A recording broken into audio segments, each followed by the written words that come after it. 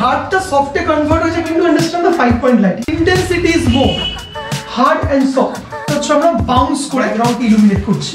3 point lighting, 5 point lighting. ভালো light করার জন্য আমি ছোট করে রিক্যাপ করে দিই।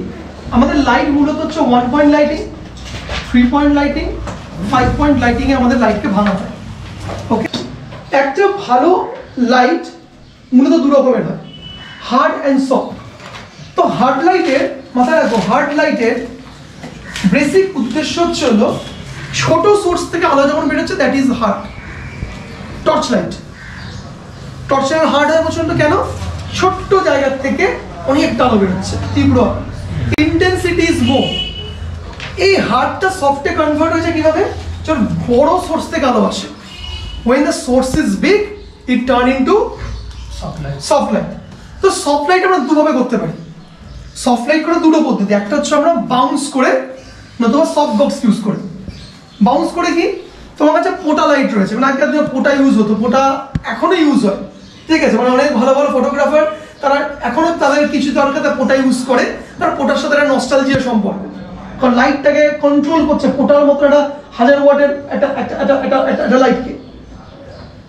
আমরা এই হার্ডটাকে সফট করতে পারি দুভাবে।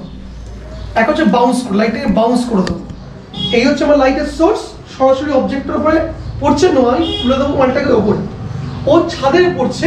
বিয়ে বাড়িতে যেভাবে করে, বিয়ে বাড়িতে যেভাবে কম বাজেটের মধ্যে ফোটা লাগিয়ে যেমন করছে দেখবে, সব হচ্ছে হলো বাউন্স করে কর। ওকে, তুলে দিয়ে ওটাটা পুরো ছাদে মারছে, ছাদের থেকে লাইটটা পড়ছে। ওটা যেহেতু কন্ট্রোল করা যায় না, এখন এমন লাইট এসে গেছে রেগুলেটর, সিমপ্লেক্সের লাগে রেগুলেটর থাকে, কন্ট্রোল করতে হবে, বুঝতে? তা যে রিফ্লেক্ট হয়ে পড়ছে ওটা কি হয়ে যাচ্ছে, that turn into soft light. এটা প্রথম। নতুবা আমরা সফট বক্স ইউজ করতে পারি।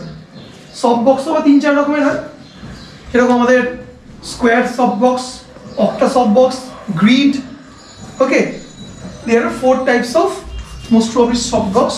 সফট বক্সে এখন আমাদেরকে একটু বলে দিয়ে এটা লিখে নিতে পারো তোমরা। বা now we are going to understand the 5 point lighting. What is 5 point lighting? 5 point lighting হচ্ছে হলো ভদ্রলোক আমার নায়ক বা নায়িকা, সেম 45 ডিগ্রি কি লাইট যাচ্ছে, এটা কি, এখান থেকে কি যাচ্ছে, ফিল, এখানে কি আছে আমাদের ব্যাক।